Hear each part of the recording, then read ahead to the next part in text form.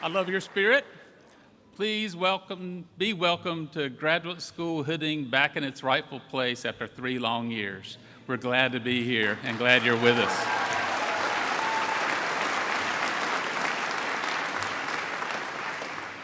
Please remain standing for now.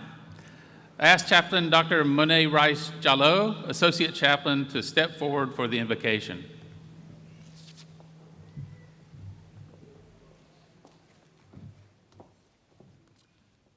Good afternoon.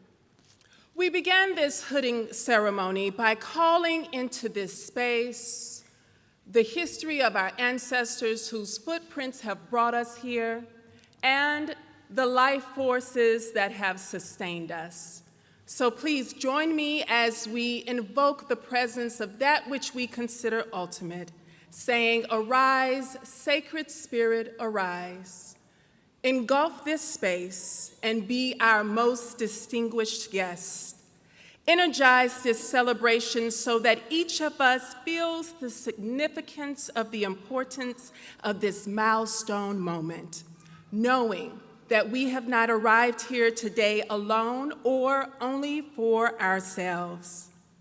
As we gather to publicly put on vestments that we have earned in private, make us capable and worthy of the mandate to now go do the work in public. Arise, Great Spirit, arise. Asheo, let it be so. Amen, amen. You may sit again.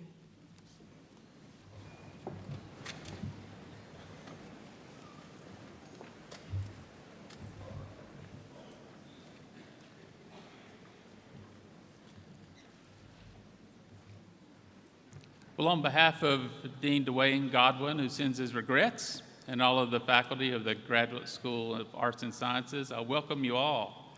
This, of course, is the Graduates' Day, but let me just speak now to family, relatives, friends of these graduates who have been there all along the way. You called out the spelling words.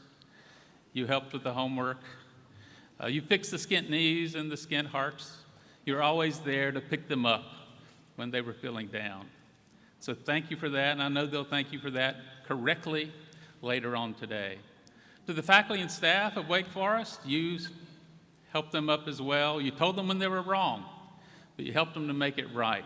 You mentored them, you got them through difficult research trials or difficult papers, the scholarship they thought they couldn't do by the end, but they did, and you helped them. Staff, you pushed them in the right direction. You got all the forms filled out. You lined them up today. So we're still supporting these graduates. But today is their day. And graduates, you've come a long way. You've stared at Zoom screens way too long. And we have as well, and we commiserate with you. But we're here right now today. We're here right now in this place to celebrate, to hold up your accomplishments, to put on your hood, to hand you a diploma cover, to confer your degree. And that's just the outside. What you will become after today is the first Wake Forest alumni since last year. And that is something that you'll carry with you around the world and people will recognize. So congratulations. We're happy to share this moment with you. Now I'll call on Dr. Alan Brown, Chair of the Department of Education, to introduce our distinguished guest speaker, who is one of you, an alumni of this program.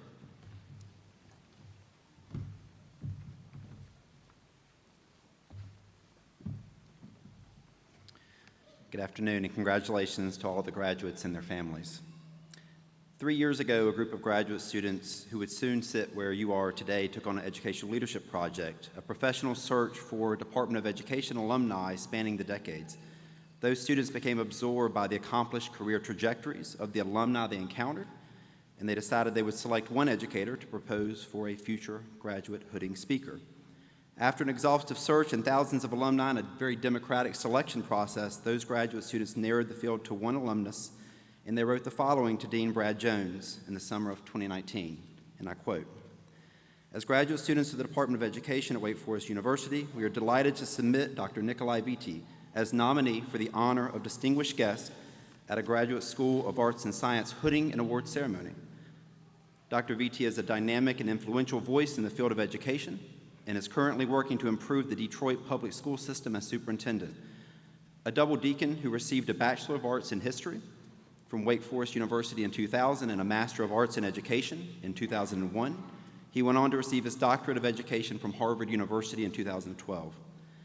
As a leader and advocate for equity in public education, we believe Dr. VT embodies the values of the Graduate School of Arts and Sciences, as his pursuit of a career in education was fueled by a desire to empower others to fight for social justice and societal transformation. So today I have the pleasure of introducing our 2022 graduate hooding speaker, Dr. Nikolai VT, who is remembered by one of his former professors, Department of Education Graduate Program Coordinator, Dr. Leah McCoy, as a hardworking student who has always been a passionate advocate for high-needs schools and communities. He wanted to be a school leader, Dr. McCoy recalled, but he knew early on he needed to put in the work of understanding the challenges that schools and school districts face. Dr. VT's resume, which you can find in full detail in your program, is most impressive. Since 2017, he has been superintendent of Detroit Public Schools Community District. In that time, he has rebuilt the school system after 2 decades of disinvestment under state-controlled emergency management and re-envisioned teaching and learning due to the challenges of COVID-19. He has been superintendent of Duval County Public Schools in Florida, chief academic officer and assistant superintendent of Miami-Dade County Public Schools, deputy chancellor of the Florida Department of Education, and a teacher in New York City. But it was here at Wake Forest that Dr. VT started his educational career, and he began his professional teaching career here in Winston-Salem as well. So today, on behalf of the faculty, staff, and students and alumni of the Department of Education and from across the Graduate School of Arts and Sciences, I am pleased to welcome back one of our own, Dr. Nikolai VT.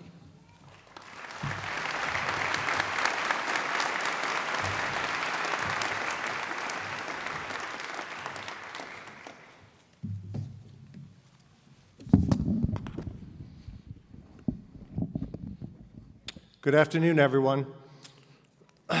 It is truly an honor to be asked to return to Wake Forest to give this address.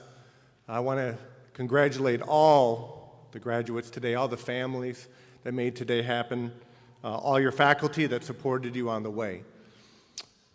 When I often read my bio, and let me give you a preface, as superintendent, I do quite a few high school graduations, so I know how to get in and out.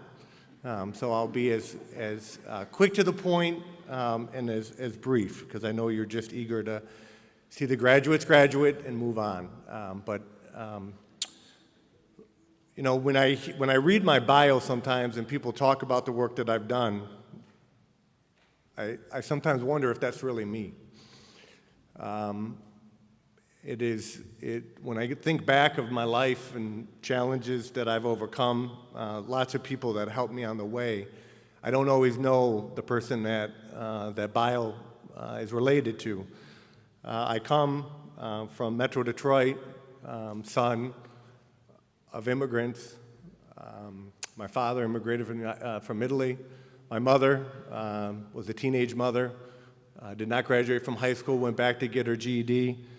My grandfather, worked in the plants in Detroit, then really did a lot of hustle jobs on the side. My grandmother worked as a cashier in an auto dealer. My other grandfather ran a pizzeria, and my other grandmother supported him and the family. I was in school considered a cute ethnic boy sometimes, quiet. You know, didn't really push my teachers, sort of went through school as an average, below average student. I often remember in class being called dumb, sweating before I had to read in class, and luckily it was athletics that was my springboard to go on to college. I remember taking a standardized test in 8th grade that told me that I should be a farmer.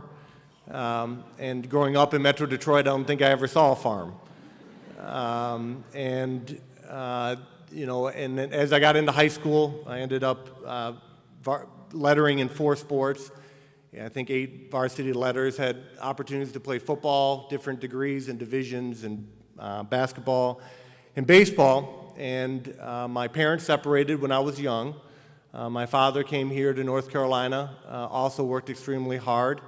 And we separated when I was about 10, and my mother raised me, did the best she could, Had quite a few traumatic experiences in my home, but she loved me and she was there. But when I had opportunities to play in college, I decided to come to Wake Forest. Wanted to play ACC football, but more importantly, I think I wanted to reunite with my father. And growing up in my home, TV was often blaring in the background. We didn't talk much about books or school or studies. We didn't talk about the world around us. It was a working class home. My mother worked as a hairdresser. My stepfather was a cook. But I had, and I thought I had, a greater vision of myself and what I wanted to do and challenge myself. And I owe this university for giving me a chance, because on paper, I was an average student. Good athlete, but an average student. And I came here as an average student, maybe below average.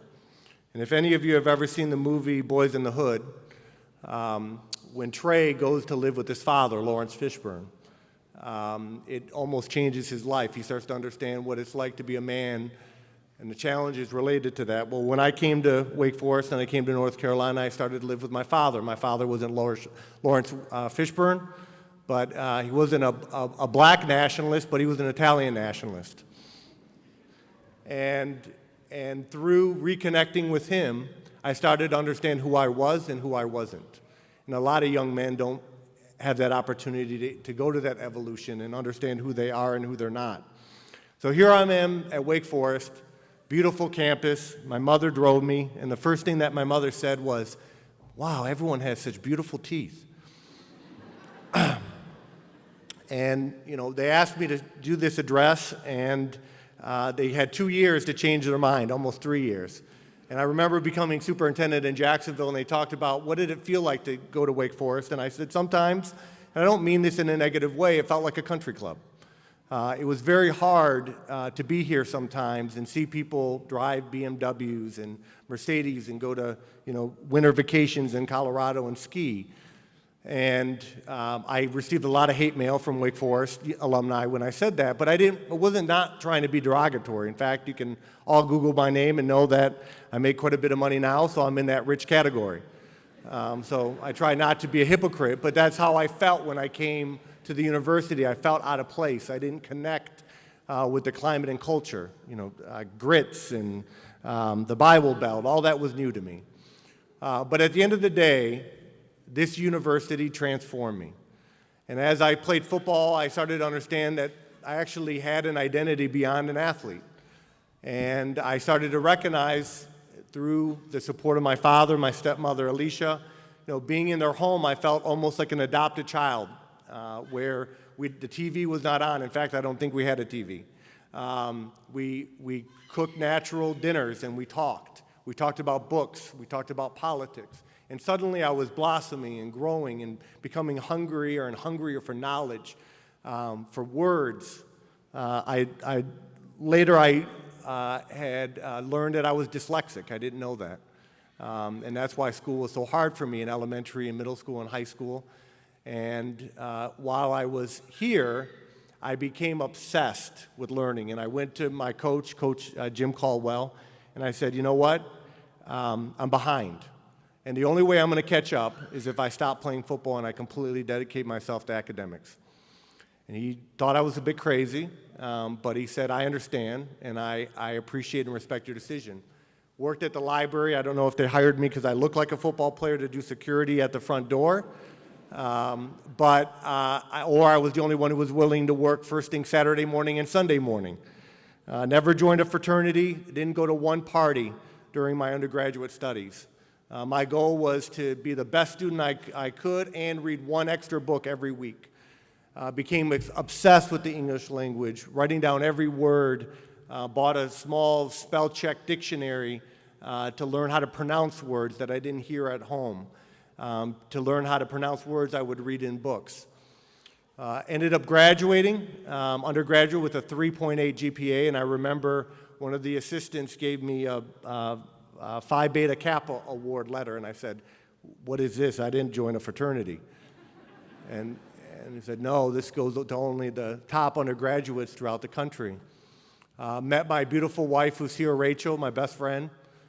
We decided to go into education. And my vision and my goal was to give back to create opportunities for students similar to me through the education process, because I learned that's what allowed me to grow and recognize my voice and begin to fight for social justice. And taught here in Winston-Salem at Parkland High School, Carver High School, which were the historically segregated black schools in Winston-Salem. Then went to the Bronx, wanted to go to the hardest place possible to be a teacher and a head dean of discipline. And throughout that journey, I had no intention of becoming an administrator. Always just wanted to be a teacher. In fact, didn't even like administrators. And parents, teachers encouraged me to become an administrator, and I had to then get a master's degree in leadership. And Rachel would always tell me, you belong at Harvard. Your mind, your vision is Harvard. And I said, I can't get into Harvard. That's not going to happen. I'm not a good test taker. So I remember taking the GRE to go to Wake Forest. I'm going to return to this note. And 3.8 something GPA, was worried about not getting in the master's program. Went to Dr. McCoy, who's here, Dr. Litcher, who's passed, and I said, and they knew me because I was a former football player and they'd worked with a lot of athletes. And I said, I want to be a teacher, but I know I'm not going to do well in that GRE. And it's like, hey, you got a 3.7, 3.8 GPA, you're going to be all right. And I don't know. I remember taking that GRE test next to Rachel, who was getting her master's degree, or hoped to, and it was the first test on the computer, and I was literally clicking. And she said, are you trying? I said, I don't know the answers to these questions. Maybe 50, 60th percentile. And Dr. McCoy and Dr. Litcher gave me a chance. They opened the door for me to go to the master's program. And then I went on to teaching, as I said. So I'm teaching in the Bronx. I'm a head dean of students in a 4,000 student high school, youngest dean in New York City, if I remember. I wanted to go to Harvard. And I knew, based on my previous GRE test scores, no way I was going to get into Harvard. Spent 2 whole summers studying every morning from about 8, 7 o'clock in the morning to 3, 4, 5, 6 o'clock at night to improve my test score in the GRE. Took it once, got better, but I knew it wasn't enough. Took it a second time and ended up being in the 99th percentile in reading, high score in math, perfect score in writing. And applied to Harvard, and I'll never forget when the 617 area code showed up on the caller ID. Back then we had caller ID. We were in the Bronx, and Rachel and I saw the number. I said, this is Harvard. Picked up the phone. Bob Peterkin said, Nikolai Vitti, yes. I'd like to let you know that you've been accepted into the Harvard Superintendent's program. And I said, great. Started to cry. And he said, not only are you in, but we're giving you the presidential scholarship as the top graduate student going to Harvard. So I tell you this story because you can tell the version of the story and you can apply pull yourself from the bootstraps. I worked hard, I sacrificed, and all that to a certain level is true. But I would not be in front of you right now at this podium talking to you if it wasn't people that opened the door. That people that just didn't look at a resume, didn't look at numbers, and said there's talent here beyond a resume. There's talent here beyond a test score. And that's Dr. Litcher, that's Dr. McCoy, that's my father, that's my stepmother. Those are coaches that were there for me in hard times in high school. There are teachers that I worked with, board members that have supported me along the way. And my message is this. Today, all of you are going to receive a diploma. And you would not have received that diploma without your own individual sacrifice, wherewithal, perseverance. But that diploma is not gained without the people in this room. There are people in this room, a mother, a father, a grandfather, a grandmother, an uncle, aunt, whoever, that inspired you, watched your kids, paid some bills, took your phone call late at night when you were about to quit. Encourage you to keep on going. So don't, as you move forward, especially in this country, we get so obsessed with individualism. We get so obsessed about what we individually do. And I can tell my story, and forget about all the people that picked me up all along the way, all the people that encouraged me when I wanted to quit or doubt what I was able to do.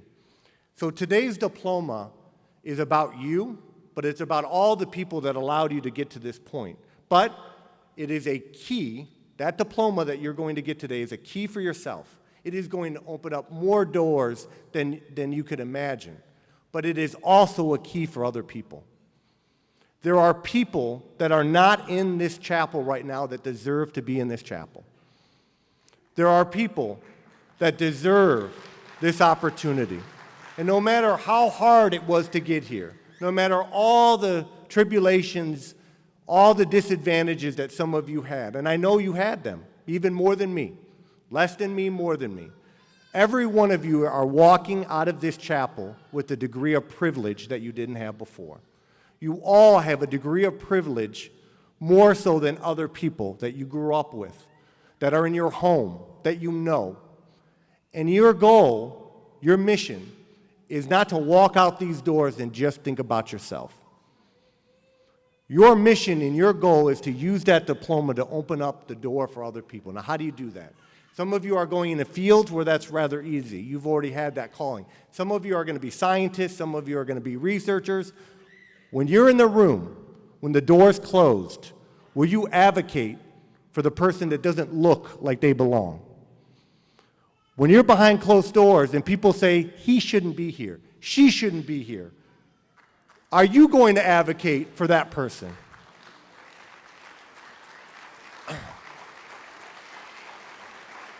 There's no award. When you're behind the closed doors and you are now in a position of power, how will you act? What will you do? Will it just be about me and what I did, how I got here, and how everyone else needs to get where I'm at because I arrived at that place by myself? Because there will be no camera in that room. There will be no reporter in that room. There will be no awards or honors that will be given to you when you're behind the closed doors and whether you advocate or not. But that's what it's all about, everyone. That's power through privilege. Is that what will you do with your new privilege and power? And again, I know all of you have your own story. All of you, some of you, are more disadvantaged than even I was. But now that's not what it's about. It's about opening the doors for other people. It's about giving other people the same opportunity that you had. Thank you, everyone, for this opportunity. And please remember, power comes through privilege, not through yourself, but by helping others. No obituary is ever written about how many cars that you have, how big your house is. The obituary is written about how many doors you opened, how many people you helped, how many people you empowered through your own privilege and your own power. Thank you, everyone.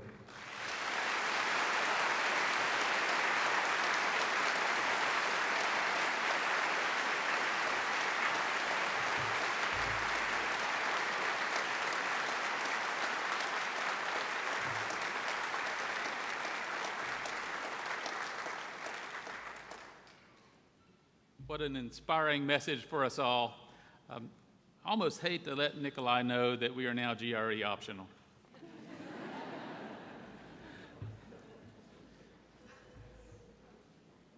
This is the time when we move to the awards section of the ceremony. I call on Mackenzie Anderson, co-president of the Graduate Student Association, to present the Faculty Excellence Award, which is given yearly by the Graduate Student Association to the faculty member who best exemplifies Wake Forest University ideals as teacher and scholar.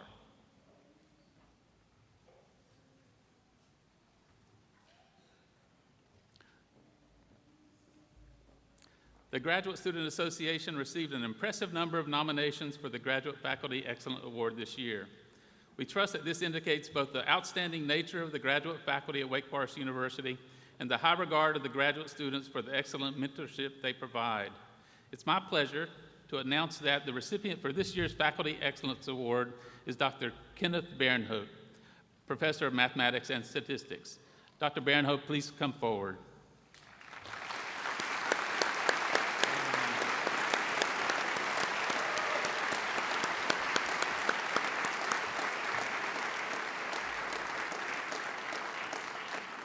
Dr. Bernhout's award testimony is printed in your program.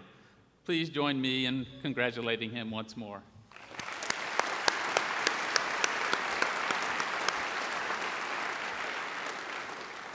Congratulations, Ken. We now turn to the presentation of the Outstanding Master's and Doctoral Student Awards. Before we present these, I would like to point out that these have been named the Gordon Melson Outstanding Student Awards in recognition of Dean Gordon Melson, who retired after 15 years of dedicated service to the graduate school. I would like also to thank the faculty who nominated the students, the graduate school alumni and friends who generously contributed the funds that make these awards possible. The Doctoral Student Award is presented to Elizabeth Rose Sterling from Cancer Biology. Elizabeth, please step forward.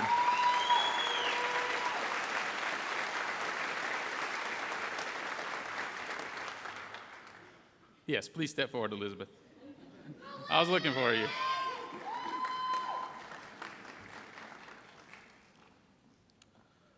I'm a scientist, but I'm going to stumble over your words.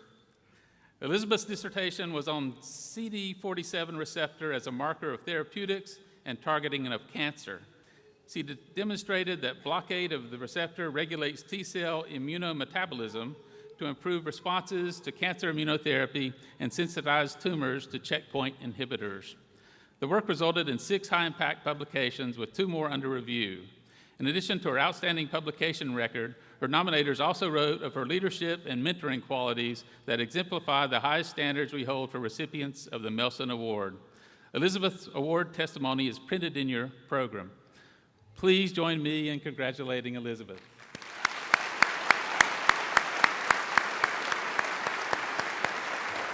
Well done.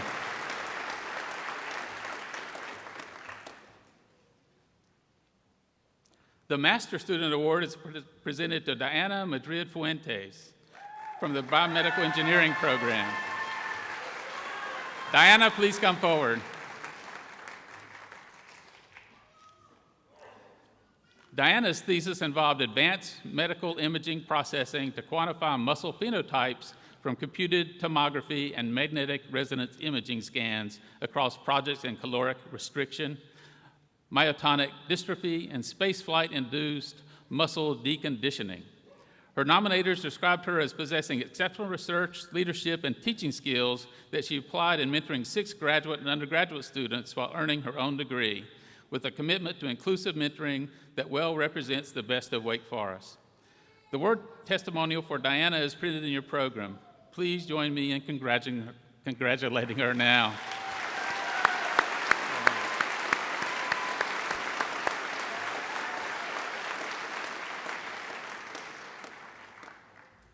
Also wish to call your attention to the many other national and regional awards that are printed in the program that were won by this year's graduates.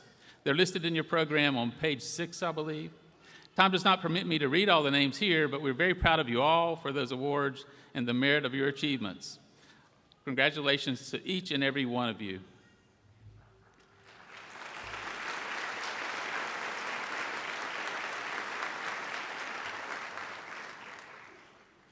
We now come to the hooding of the candidates. We're going to start with the arts and sciences to my left.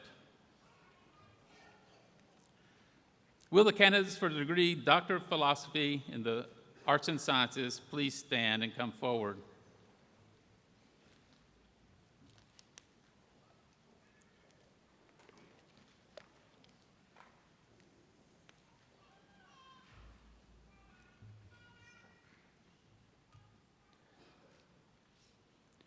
These candidates will be hooded by their faculty advisors and presented with their diploma cover by Senior Associate Dean Dixon. Please withhold applause until all the candidates have been hooded. Yoami Fernandez Delgado, Advisor William Connor.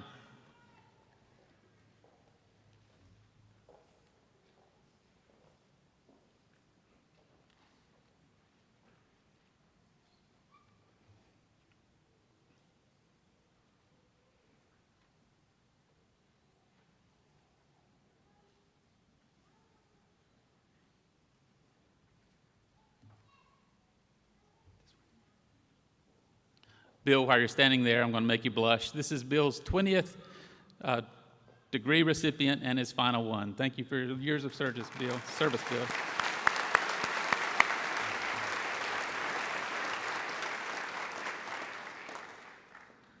Norman E. Fraley, Jr., Advisor Abdesadek Lachkar. The candidate will be hooded by Krista Collier.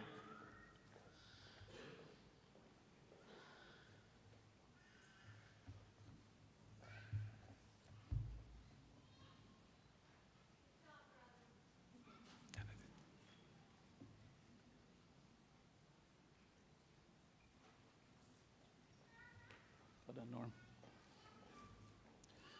Catherine Ann Freund, advisor Miles Silman.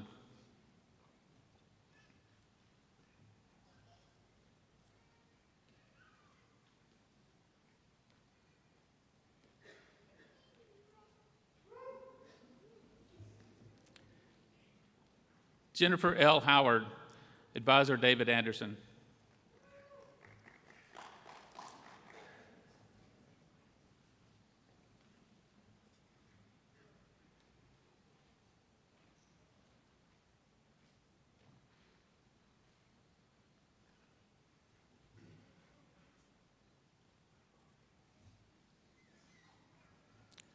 Debashish Roy, advisor Krista Collier.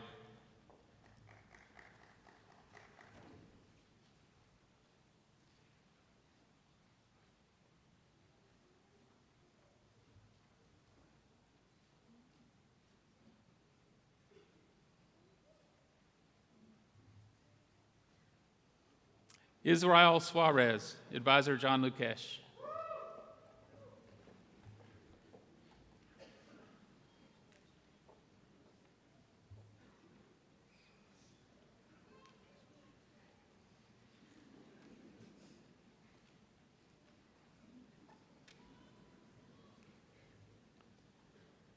And Colin Tisnick, advisor Owana Trchescu. The candidate will be hooded by Sam Cho.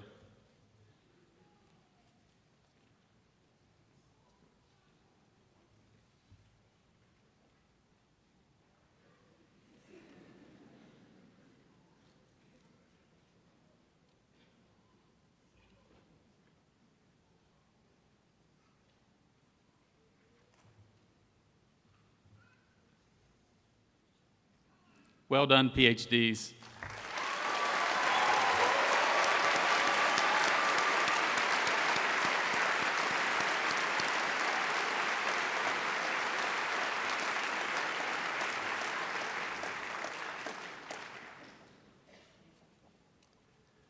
Now, will the candidates for the degree Master of Arts please stand and come forward? These candidates will be hooded by Professor Rebecca Gill of the Communication Program.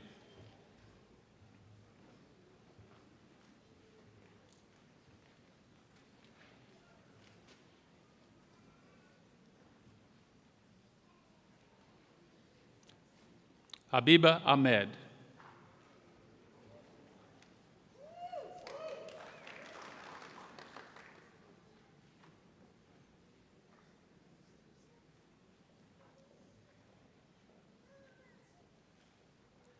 Presley Nicole Bird Alsbrook.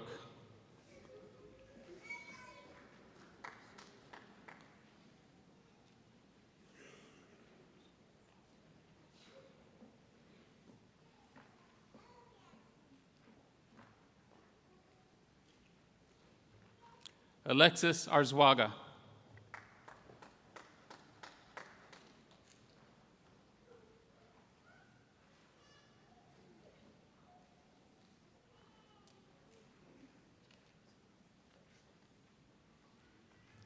Lauren Casey Bales.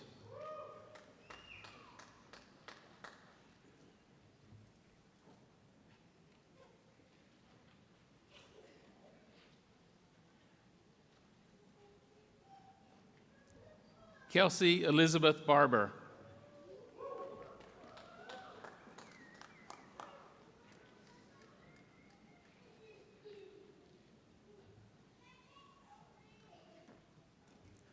Monet Beatty.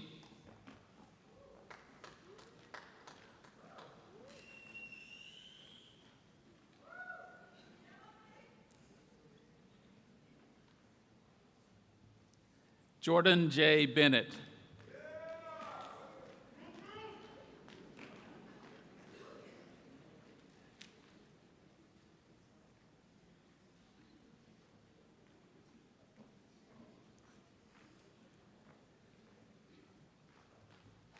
Stephanie Ann Bossert.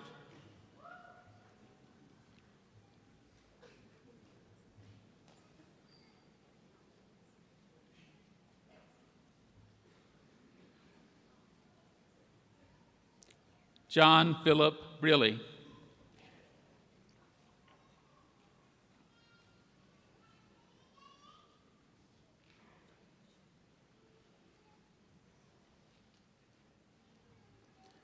Farise Broughton.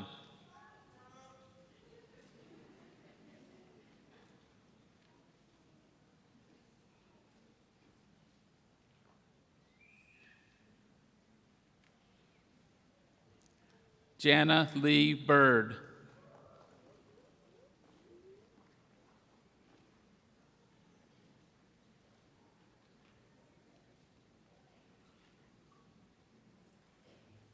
Caleb Campbell.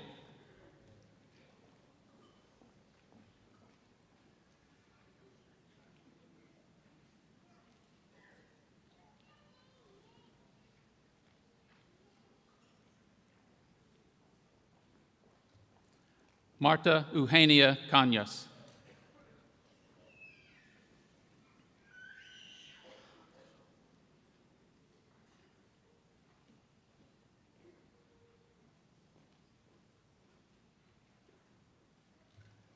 Anna Marie Carr-Reinhardt.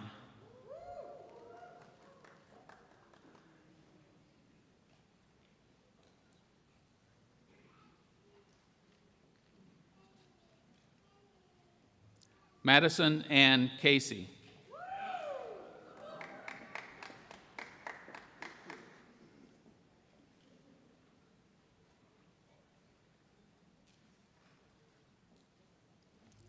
Zachary T. Clark.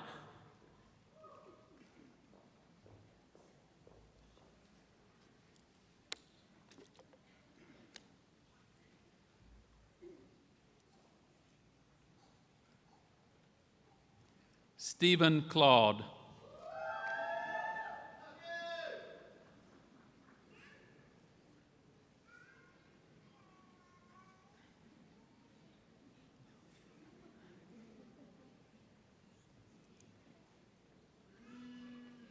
Stephanie Deanna Cole.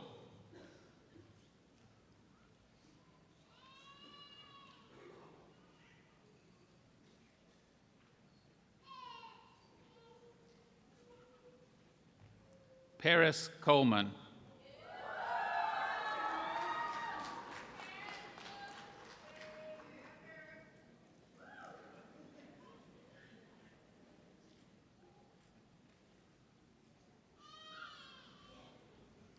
Alexander Connolly.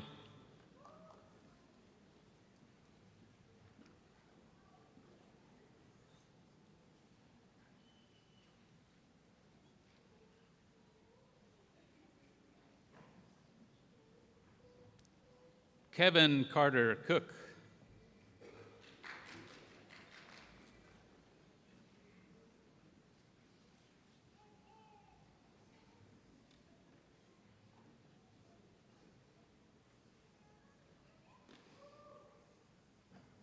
Can you stand there for a second, Carter?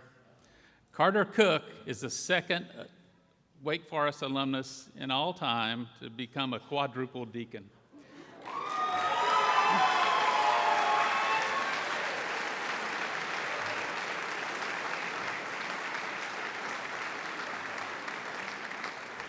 Carter holds the bachelor degree, the JD, the MBA, and now the MA, and Carter, the div school's right back here. Become the first ever. Melissa Ann Cook.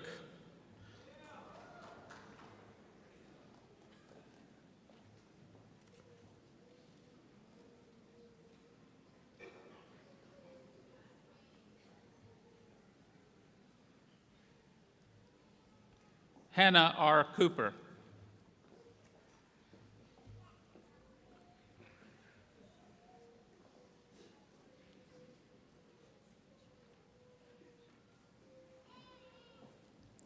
Madison Davis.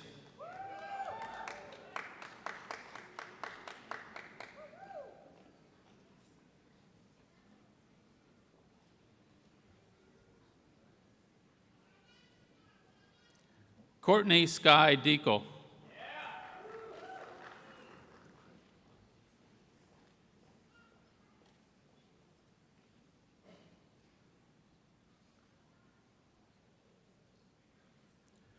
Courtney Dupree Dickens.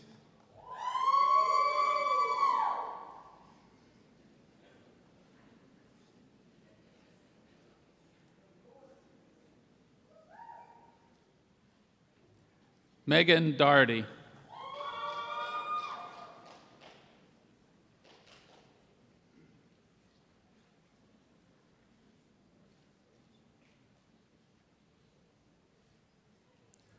Jory Doster.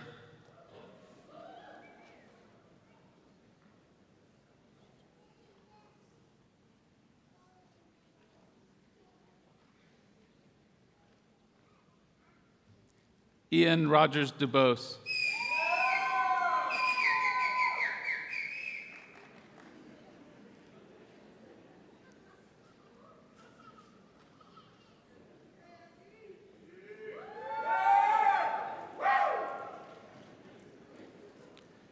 Jesse Paolo Duran Nolasco.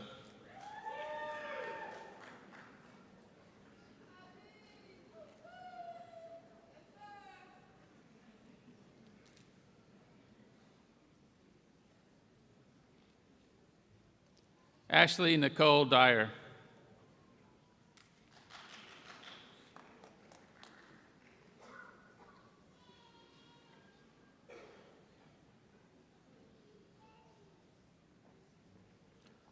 Andrea Sofia Fuentes Sepulveda.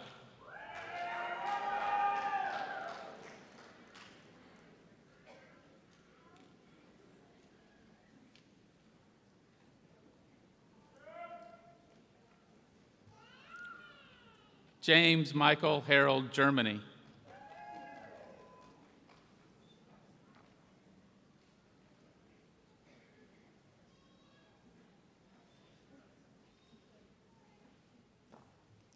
Vanessa Lee Gill.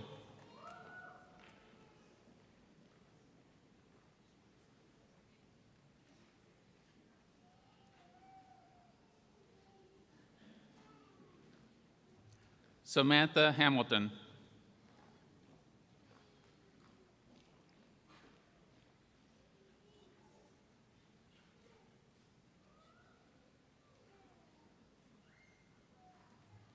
Anna Harrell.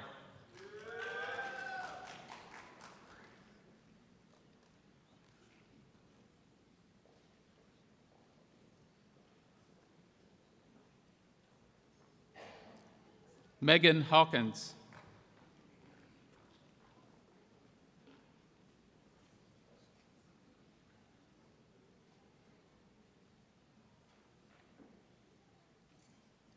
Amy Underwood Holland.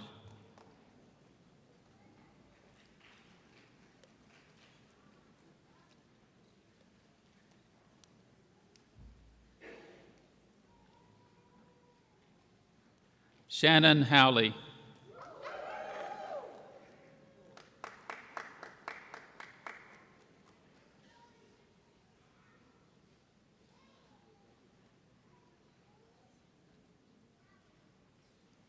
Matthew Jones.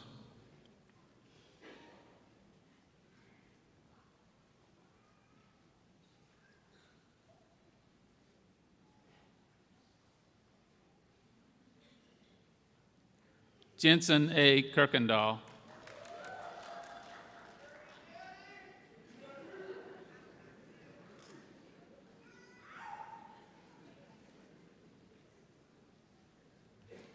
Tyler Klingenberg.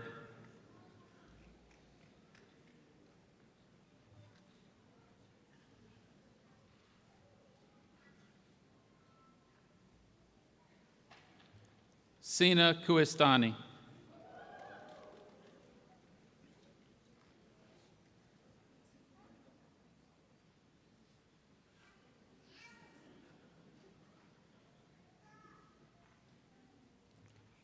Amaya Leach.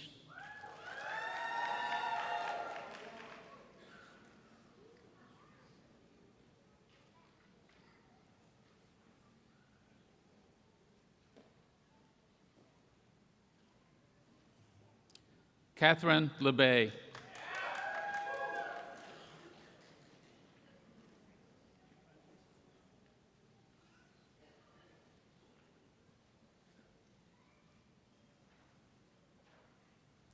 Rebecca Letterman.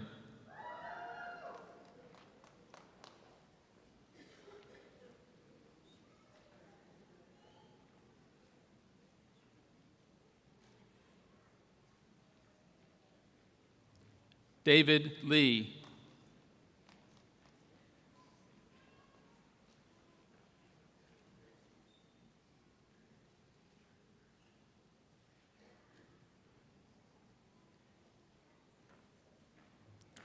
Renisha Nicole Leon.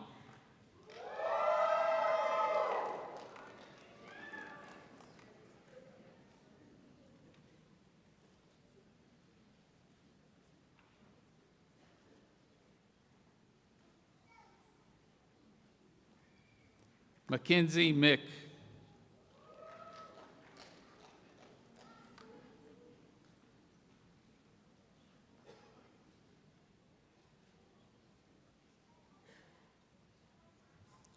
Anik Nalbandian.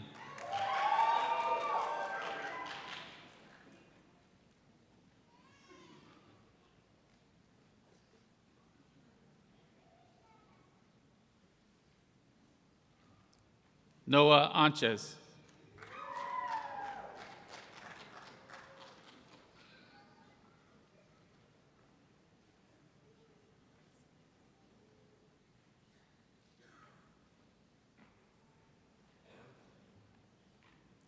Jacob Ottman.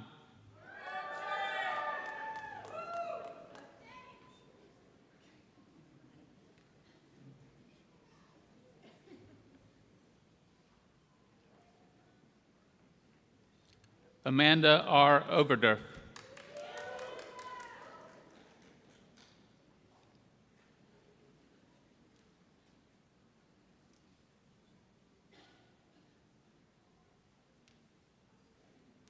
Adam Paul.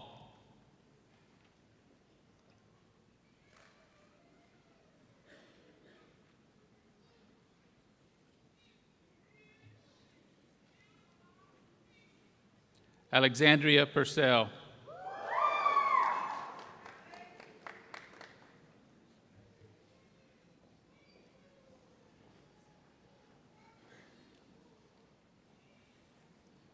Hunter Ruvord.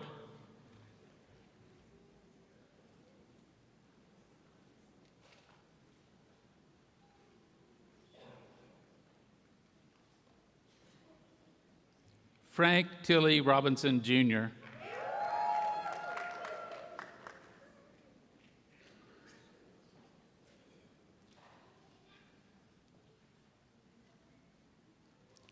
Leanne Robinson.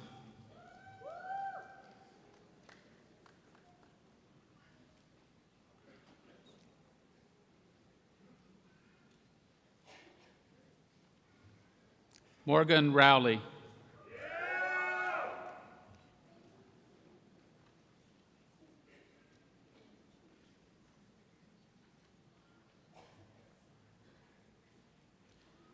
Kennedy Elaine Sanders.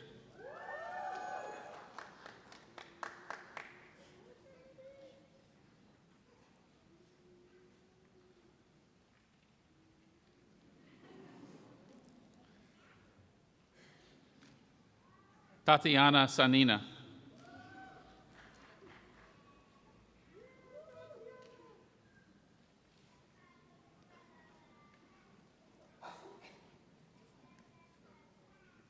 Mark Schieber.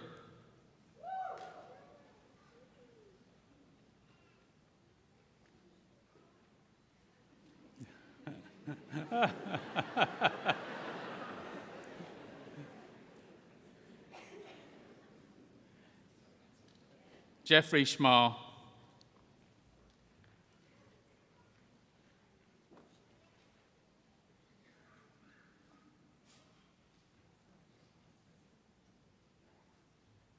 Victoria Therese Scudder.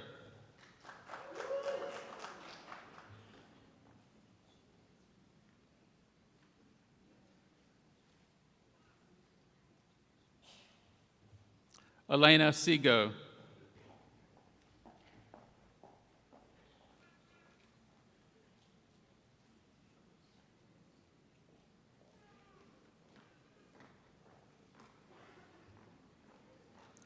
Luceda Sevilla.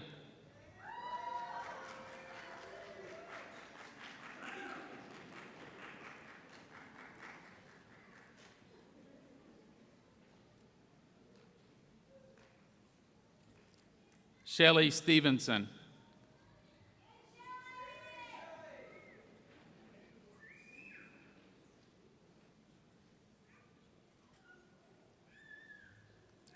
Donald J. Stewart.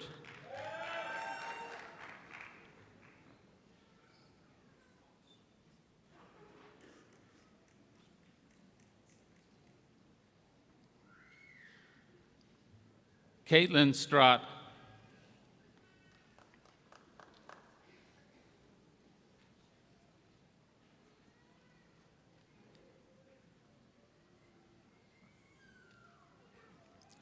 Robert N. Tabachman.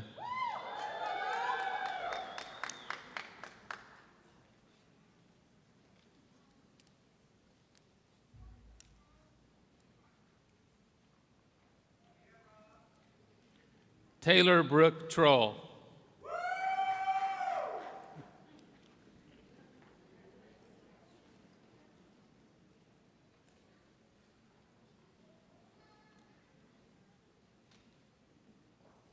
Catherine Grace Veraldi.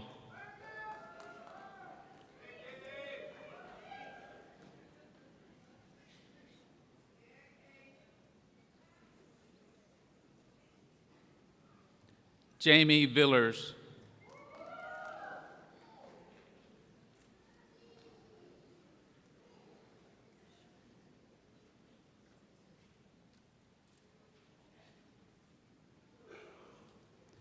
Pia von Strasser.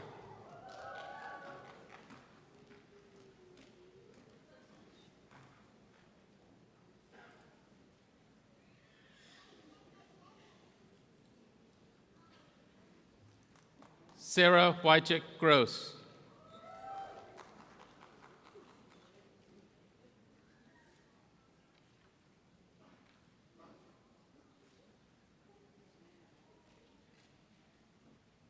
Andrew Wright.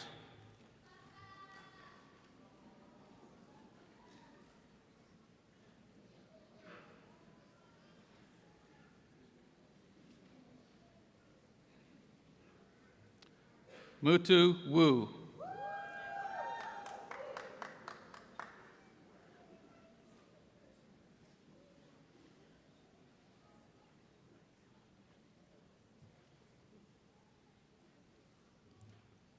Yaki Yang.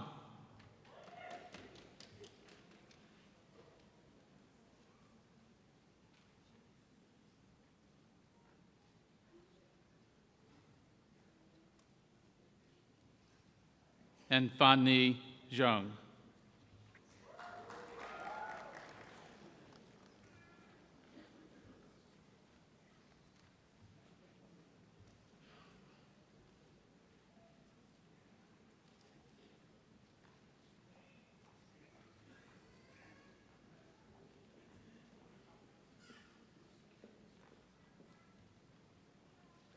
Well done, MAs.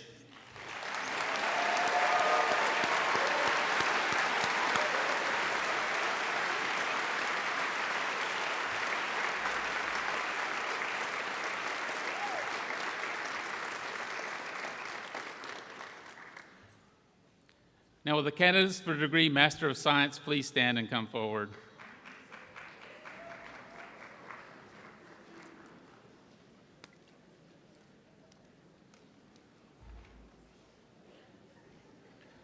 These candidates will be hooded by Professor Jeremy Rouse, Director of the Mathematics and Statistics Program.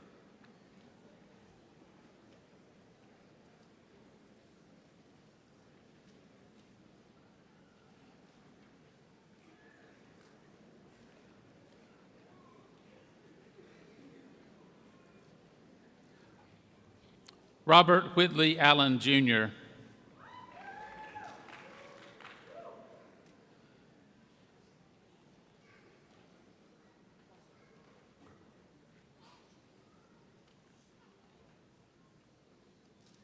Catherine Alphin.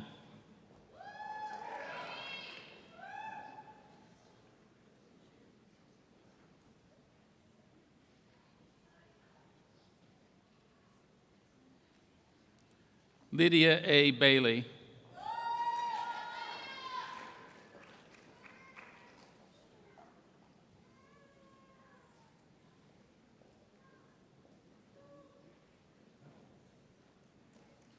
Emerson Bennett.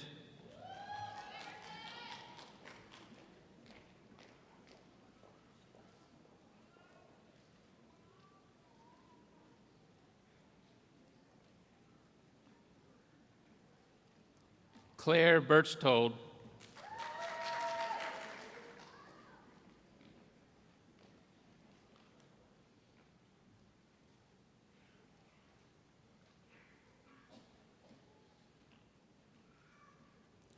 Sarah Austin Coates.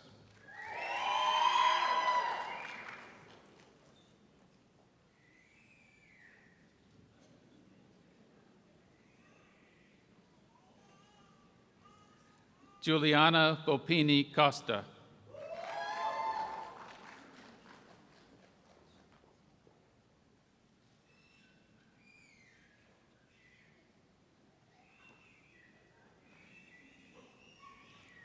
Allison DeLange.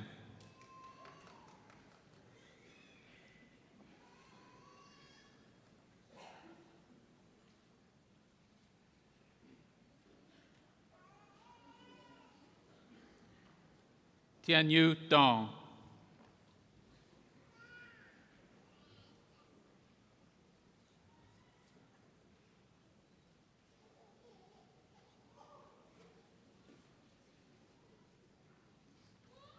Aidan Fushana.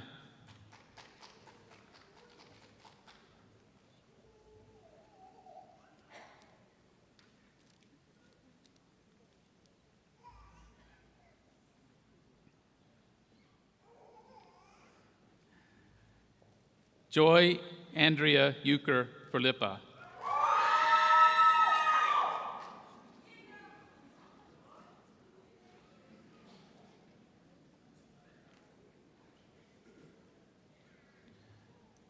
Mei Zhuying Grace.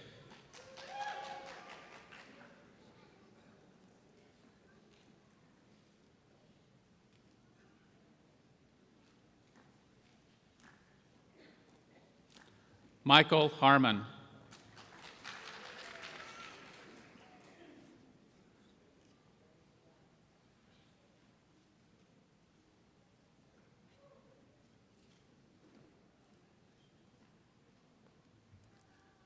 Abi Jane.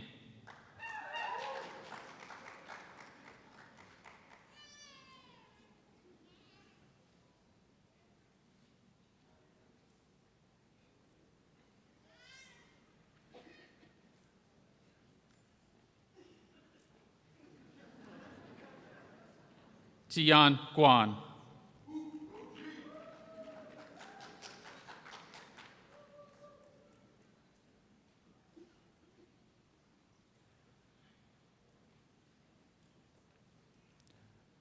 Zaton Lee.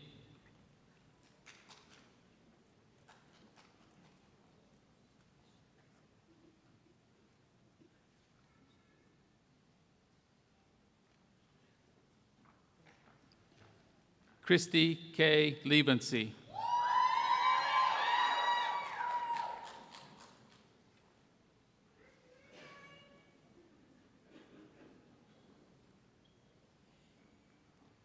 Max Michelle.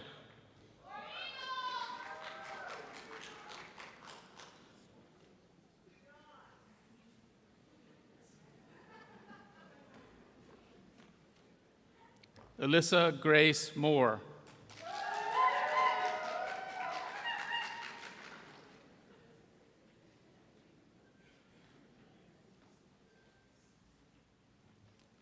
John Tanner Morningstar.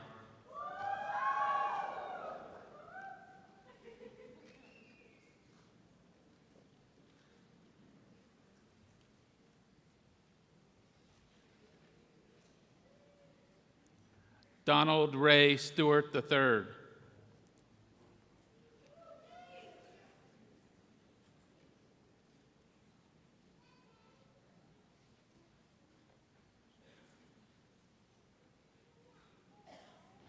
Ananta Topalia.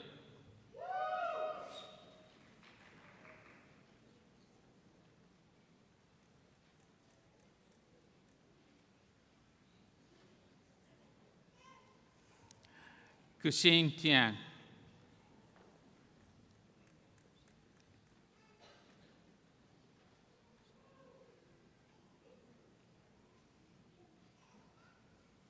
Samuel Tinlin.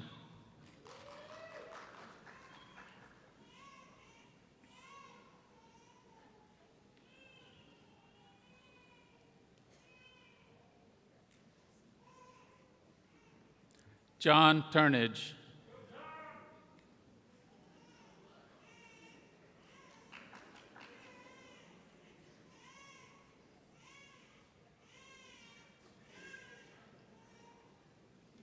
And Ke Shi.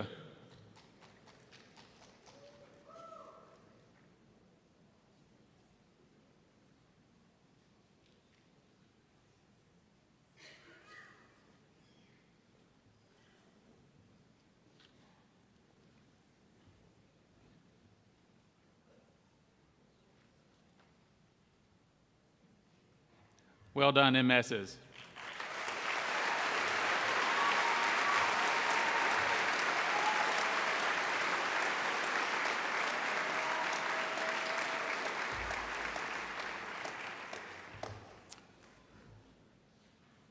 Will the one fine candidate for the degree Master of Fine Arts please stand and come forward?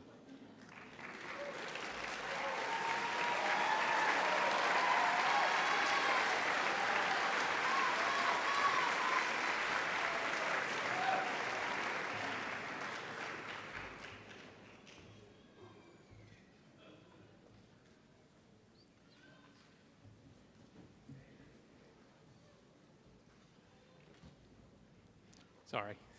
This candidate will be hooded by Chris Sheridan of the Documentary Film Program, Altavia Smith.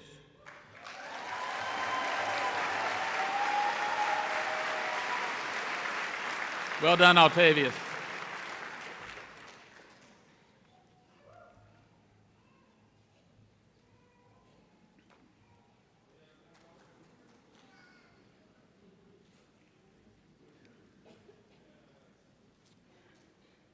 Will the two candidates for the degree Master of Arts in Human Services please stand and come forward?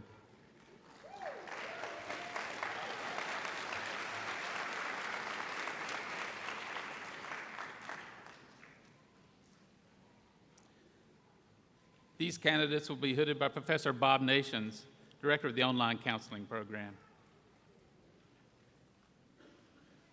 Matthew Carl Avera.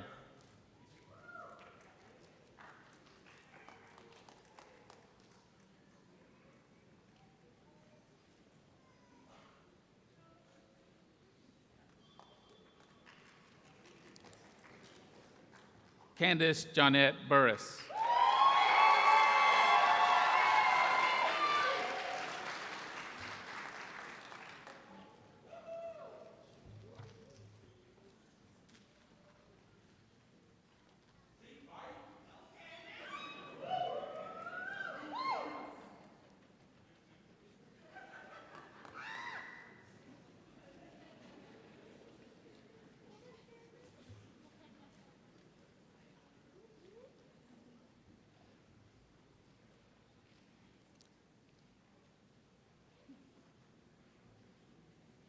Well done, Human Services duo.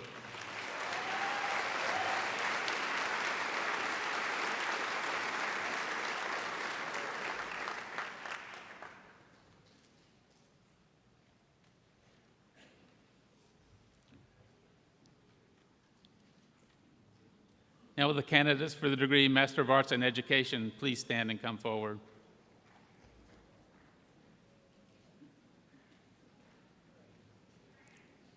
These candidates will be hooded by Professor Alan Brown, Chair of the Education Department.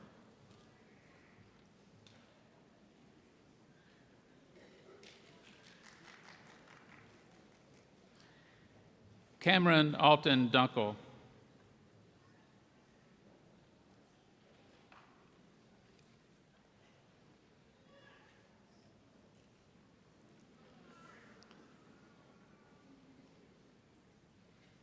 Sophia Hawthorne Dorsey.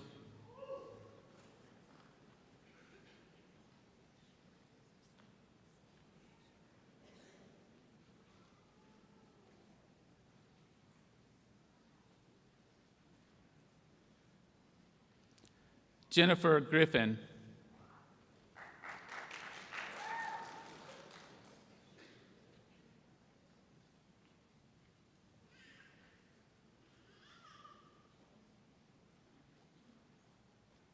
Sam Hudson.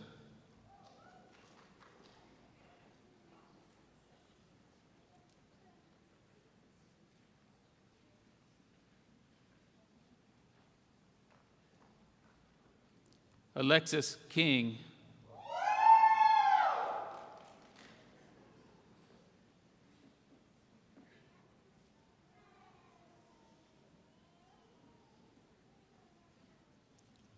Tyler Camille McDowell.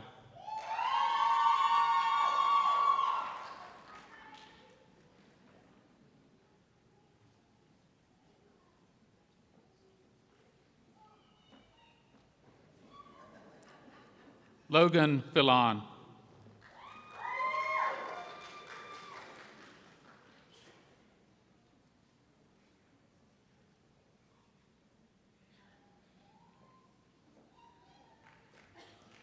Yuval Solomon.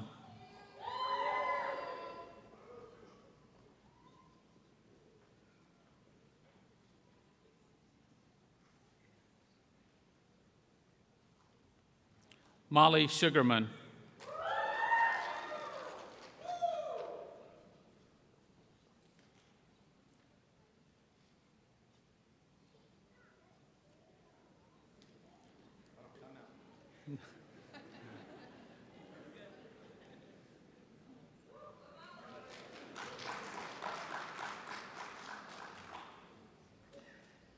Jenna Jane Whitener.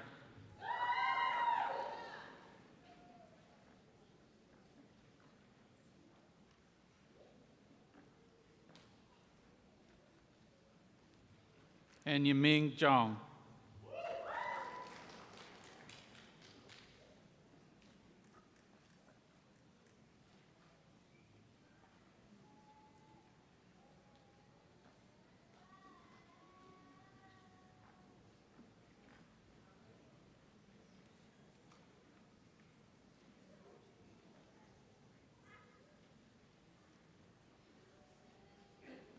Well done, MAADs.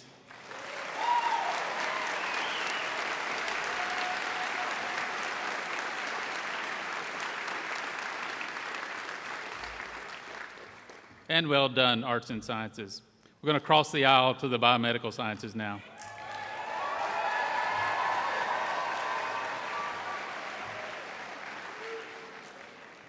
Will the candidates for the degree Doctor of Philosophy please stand and come forward?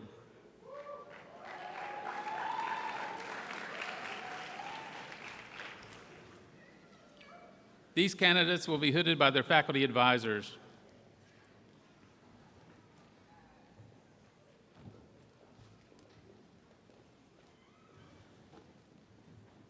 K. Allison Amick, Advisor Anthony Molina.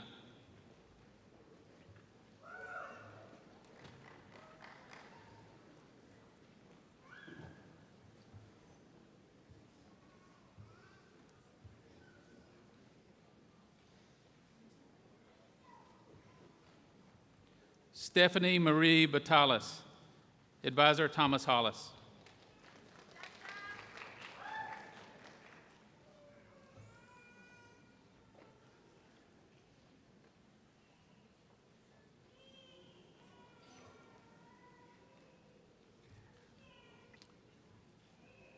Alexander Mayo Borg, Advisors Jeffrey Wiley, Michael Munley. Candidate to be hooded by Jeffrey Wiley.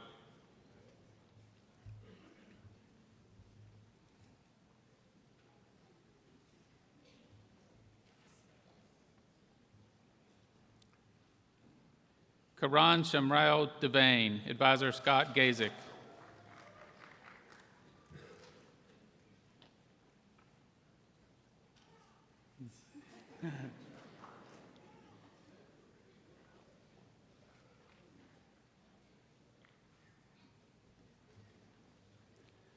Daniel Lawrence Duheny, Advisor Hui Wen Lo.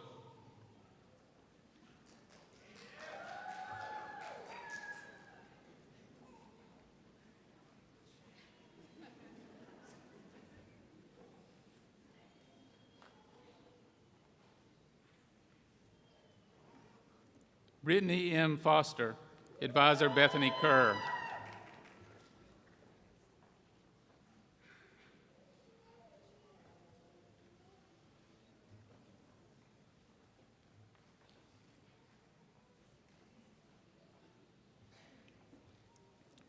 Jenny Lee Gonzalez Armenta, Advisor Anthony Molina.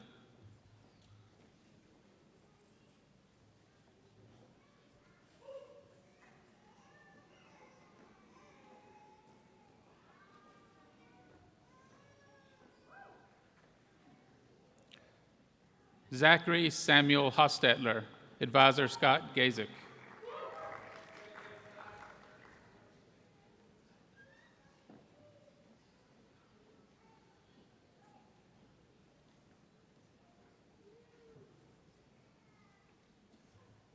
Nicole Patricia Kusika, Advisor Tao Ma.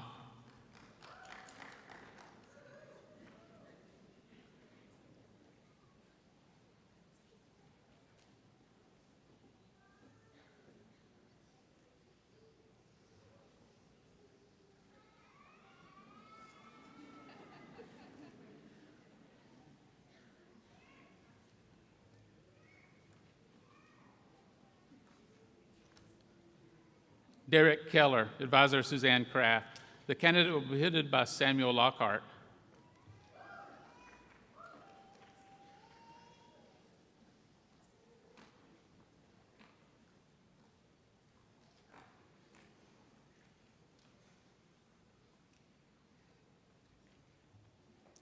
Diana Seonyi Lim, Advisor John Jackson and James Yu. The candidate will be hooded by Grasa Meda Porada.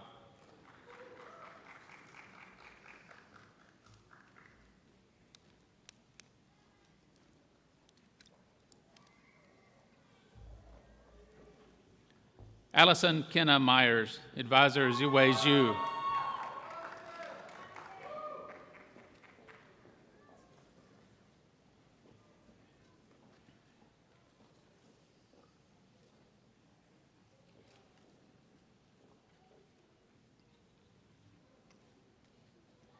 Emily Elizabeth Orr, Advisors Terrence Stafford, Emilio Salinas. Candidate will be hooded by Terrence Stanford.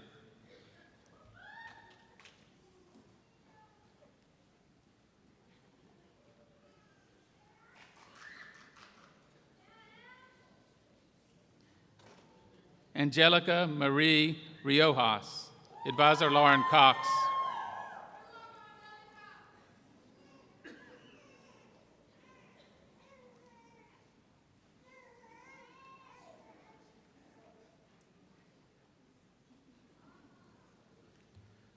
Martin Rodriguez, Advisor Grasa Meda Parada.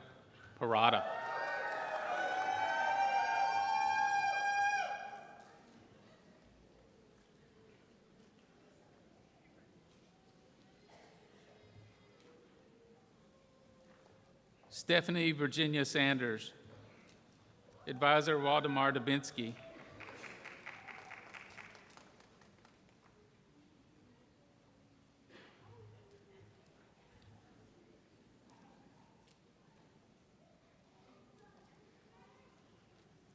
Lester Paul Sands III, Advisor Kenneth Kashida.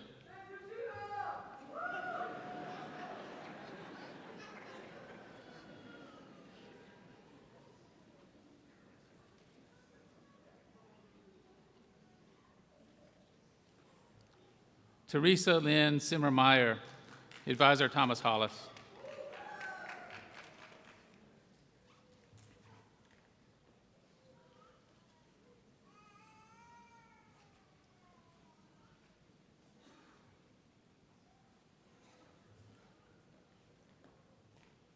Megan Ariel Spurrier, Advisor Karen Haas.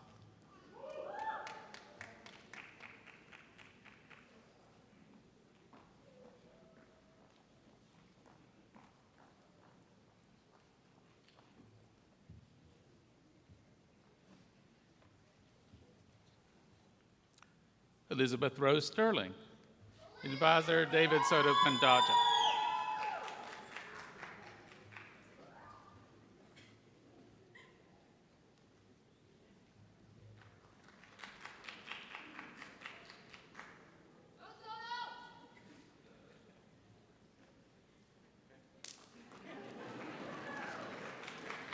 Taylor Ashley Stowe, Advisor Mark Ferris.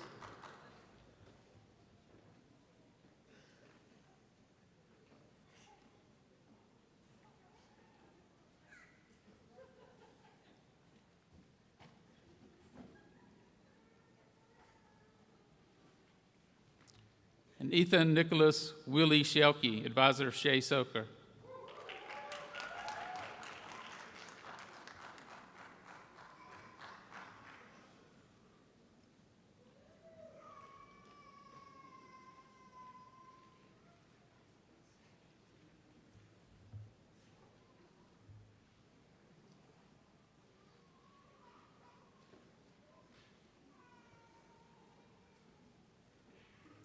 Well done, PhDs.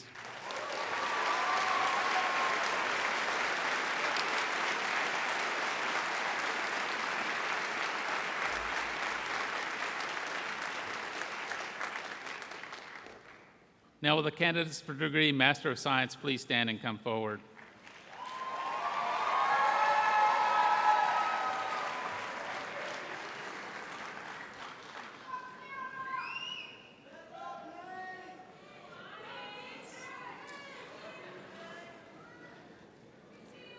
These candidates will be hooded by Professor Elizabeth Schilling, Director of the Addictions Research and Clinical Health Program.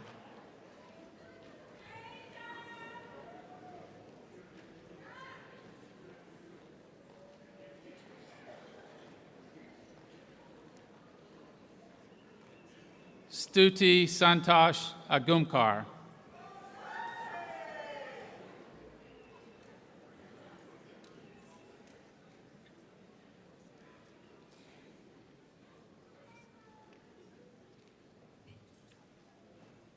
Raymond T. Amaral.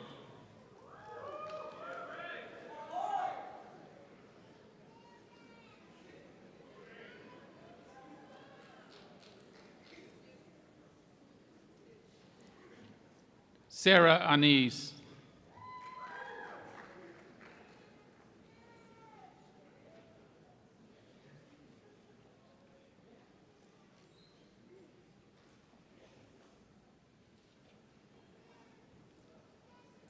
Tiffany L. Bell.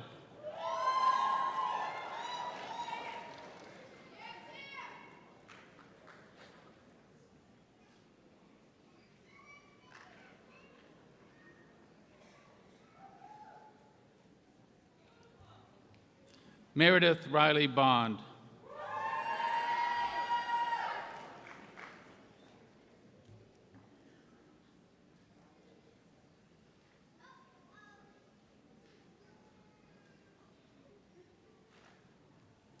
Amber Keller Brooks.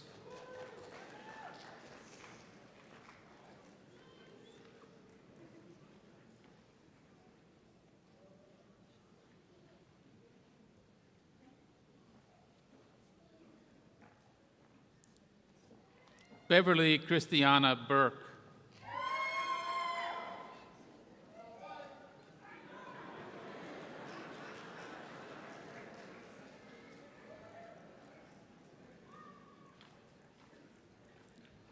Taisha Tammy Sariza.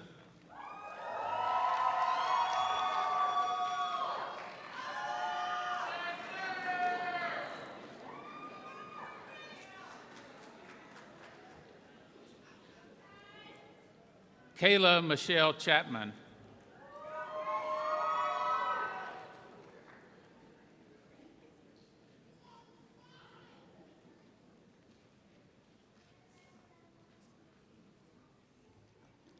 Hannah J. Choi.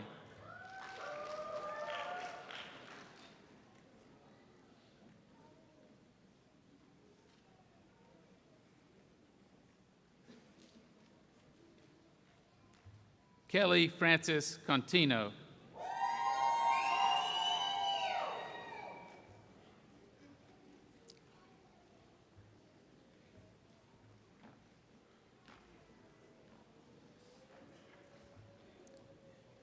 Marion Margaret Cousins.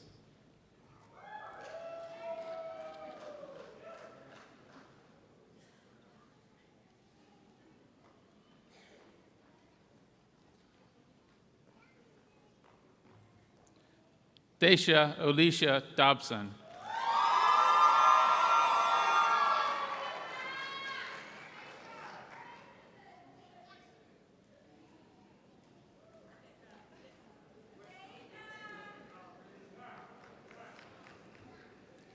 Caleb Frank Reese Dabb.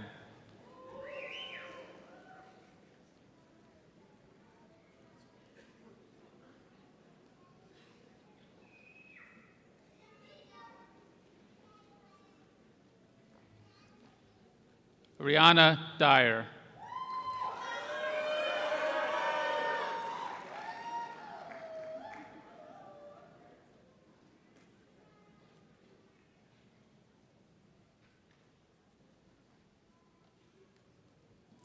Victoria Elizabeth Elliott.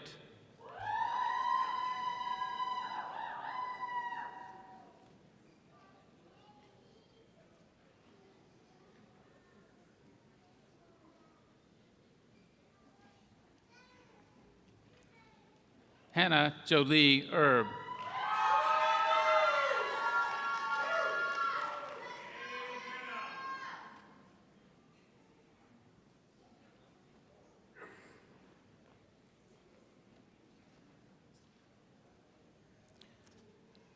Darius Ford.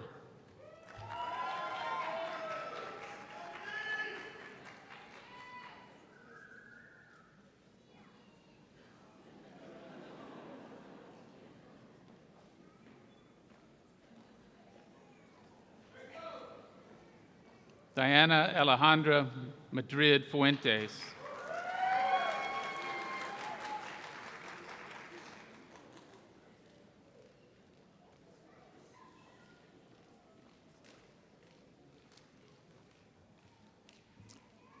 Ana Corina Gallegos.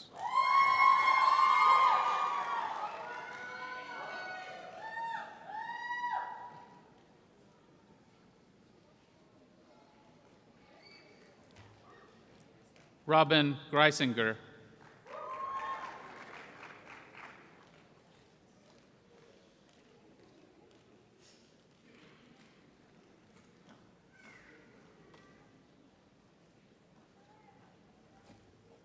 Andrew Wesley Hudson.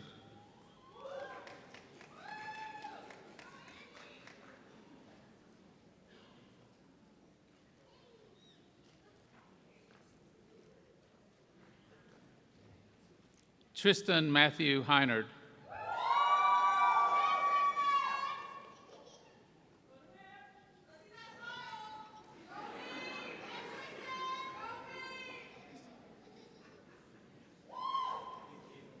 Alexander Ivanov.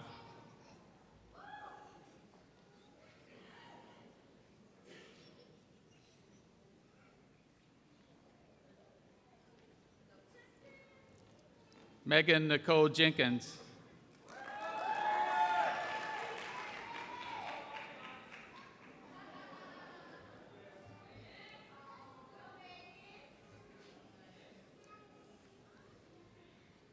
Armani Tiatiwan Johns.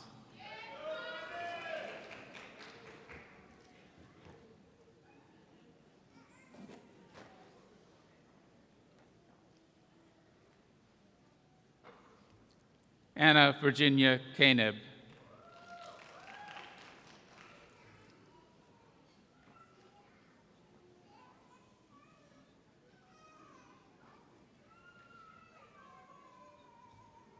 Evan Katner.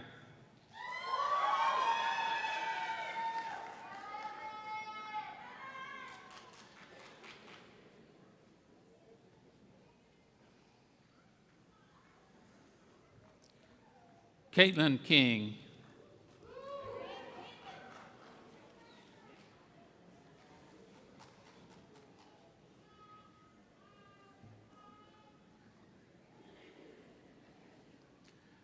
Lindsay Marie Hill King.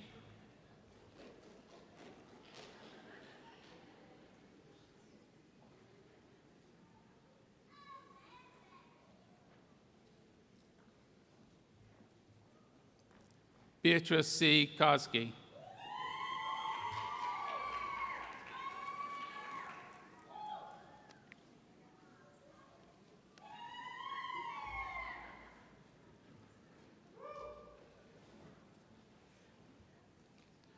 Bonnie Etta Langen.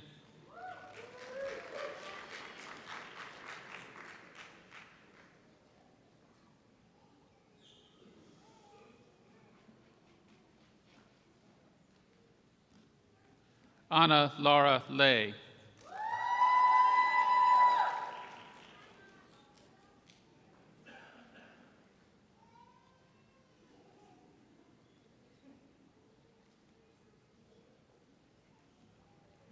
Jordan Ashley Lewis.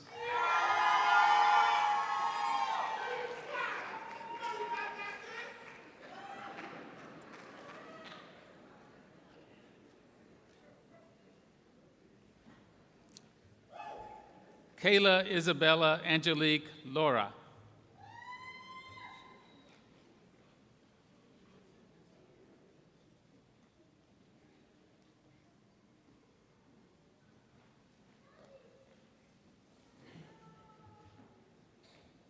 Megan Alyssa Longley.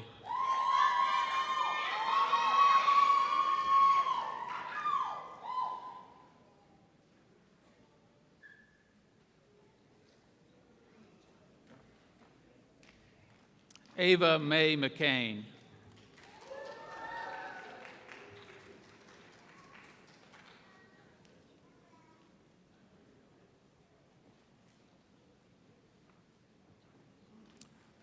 Rafael Mendoza.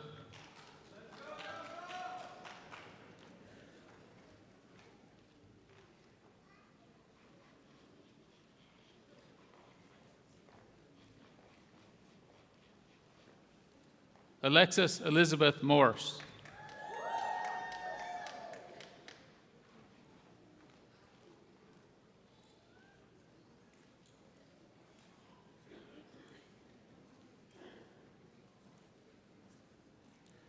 Joseph Milot.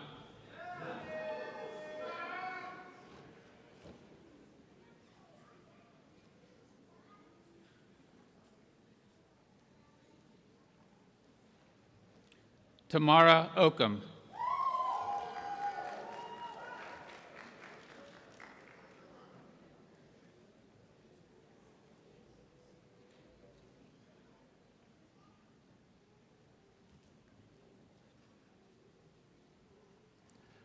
Kyle Lucas Onder.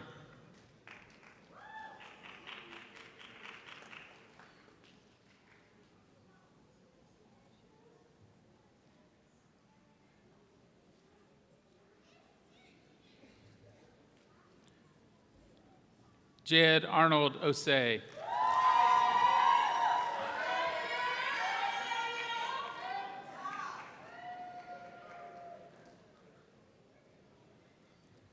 George Walter Osler III.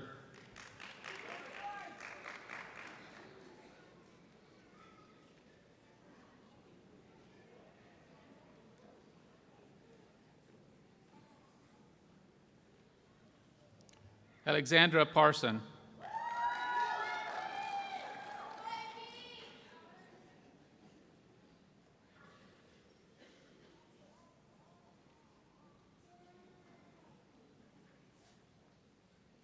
Alexandra Payne.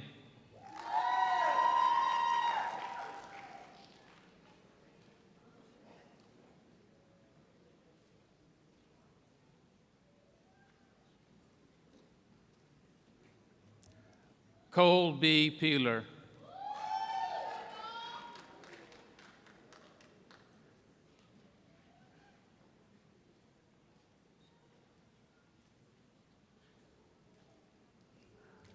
Kathleen Perry.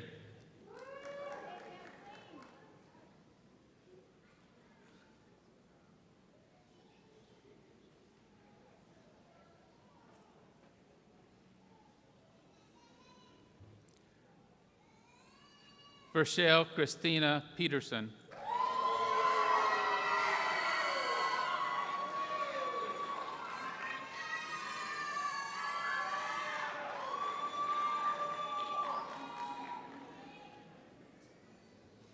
Bethany Elliott Pierce.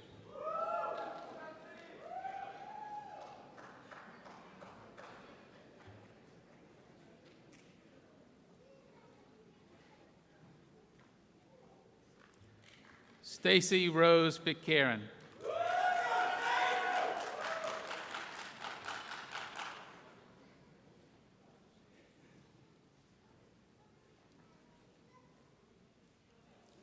Lisa Louise Potter.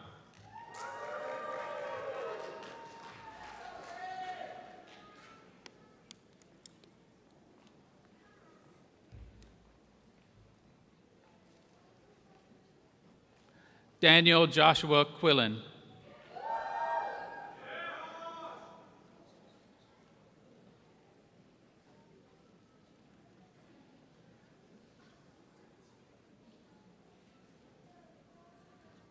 Ritu Mahesh Ramamurthy.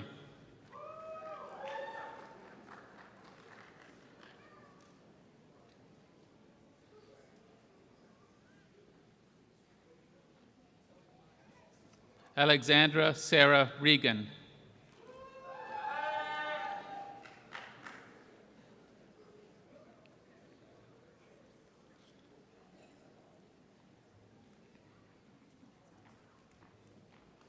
Aprajita Saikni.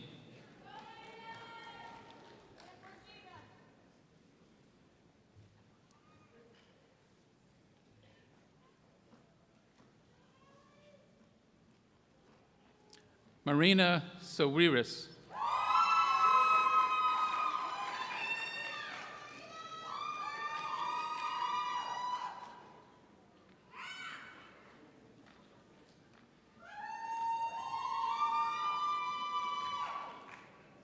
Felicity Michelle Camry Say.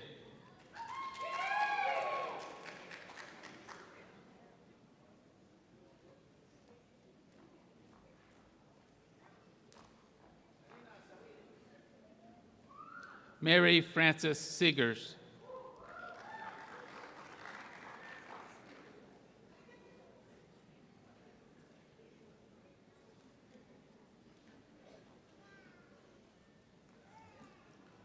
Elma Francilia Silva.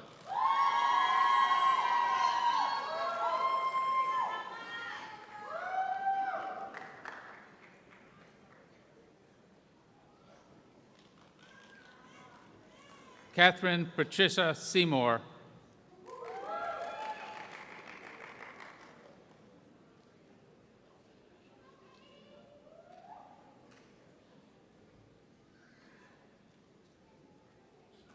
Samantha Malise Short.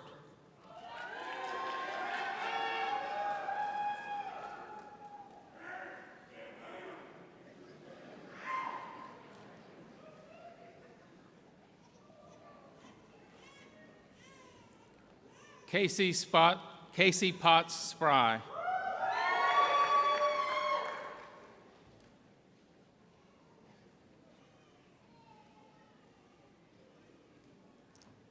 Benjamin Thomas Stinson.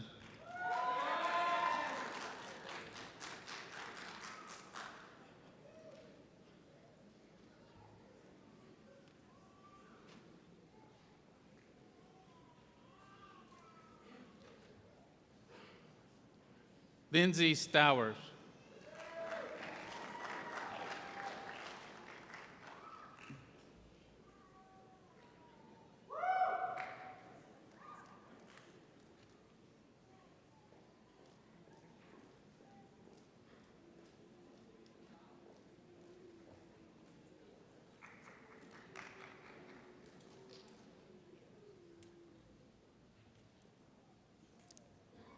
Lindsay Stowers. sorry, again. Deepthi Thamuluri.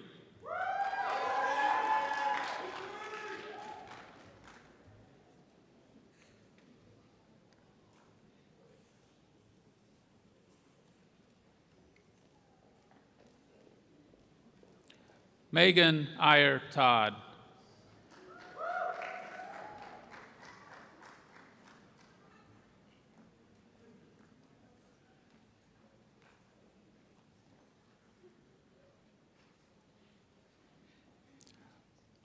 Briar D. Toma.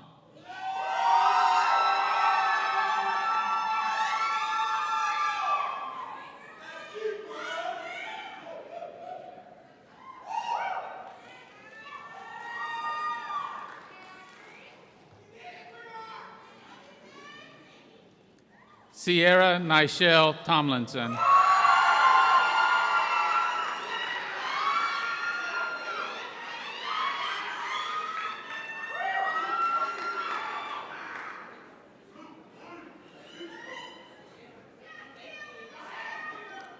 Jonathan D. Tratner.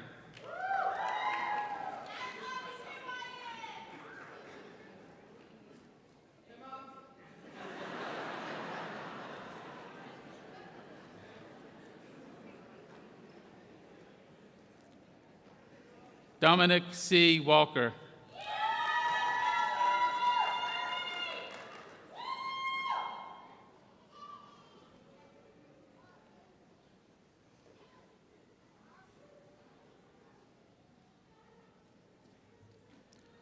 Summer Danielle Williamson.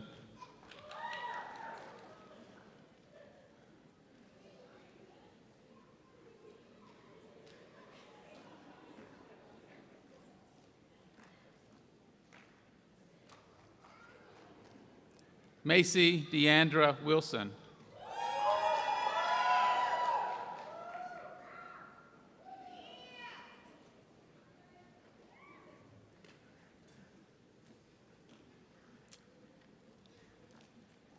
Nedatu Yahuza Alma.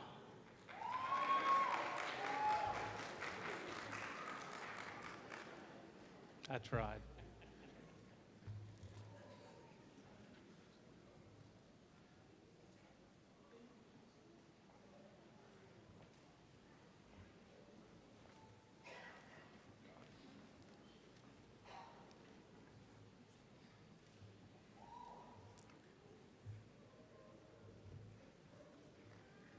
Well done, MSs.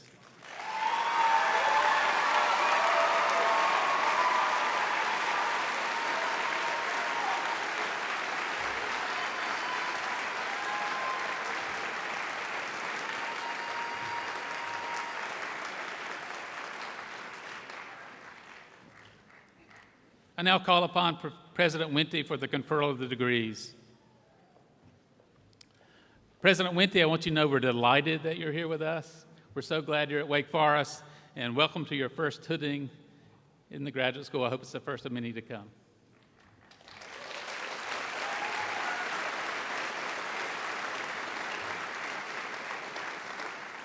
Isn't it great to have a biomedical scientist as the president? Okay, will the candidates for degree Doctor of Philosophy please stand, both sides of the aisle?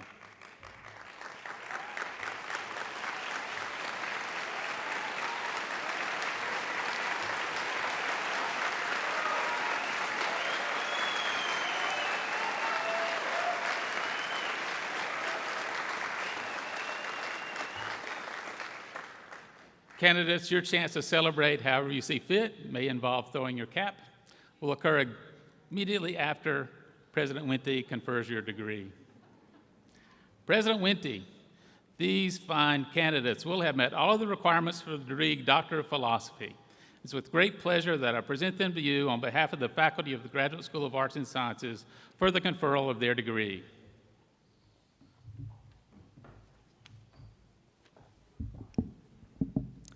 As the 14th president of Wake Forest University, I commend you on the excellence that you have shown in pursuing this degree, the highest degree awarded by a university. I commend you for your commitment. I commend you for your courage and integrity. By the virtue of the authority granted to me by the Board of Trustees, upon the recommendation of Dean Jones and the faculty of the Graduate School of Arts and Sciences, and upon successful completion of all degree requirements, I confer upon you the degree Doctor of Philosophy.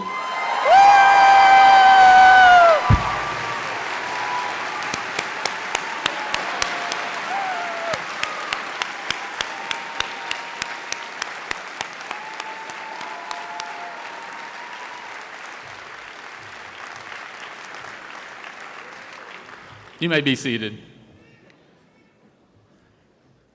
Will all of the rest of you, all of the master candidates, please stand to have your degree conferred.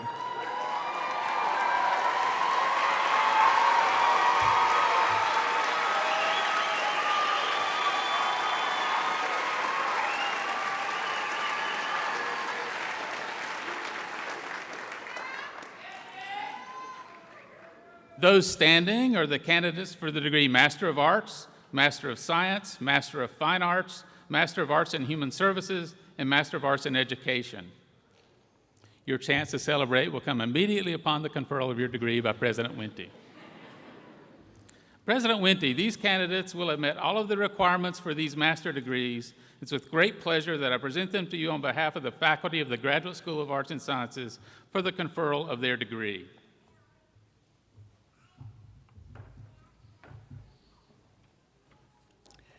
As the 14th president of Wake Forest University, it is my great pleasure to commend you for your dedication to pursuing these advanced studies, for your giving back to society through what you have learned. By virtue of the authority granted to me by the Board of Trustees, upon the recommendation of the Dean Jones and the faculty of the Graduate School of Arts and Sciences, and upon successful completion of all degree requirements, I confer upon you the degrees of Master of Arts, Master of Science, Master of Arts in Liberal Studies, Master of Fine Arts, Master of Arts in Human Services, and Master of Arts in Education. Congratulations to you all.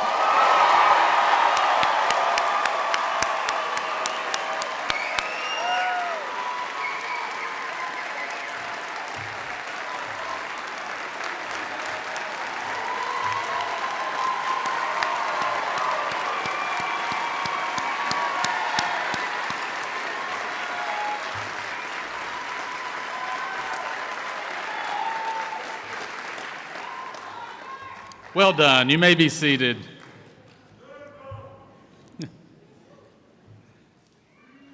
Graduates, as you leave this place today, I remind you that commencement is the beginning and not the end. Soon, many of you will take your first step into the professional world. Please remember that your success will not depend upon the truths you read in a book or discovered in a laboratory or learned from a mentor. You will find your place in this world only if you listen for your call. And when you hear it, be prepared to respond selflessly as true daughters and sons of Wake Forest University. Pro humanitate. Now, following the recessional, please attend the reception in the green room of Renota Hall straight across the plaza from the chapel. All are welcome, and we look forward to seeing you there. Congratulations.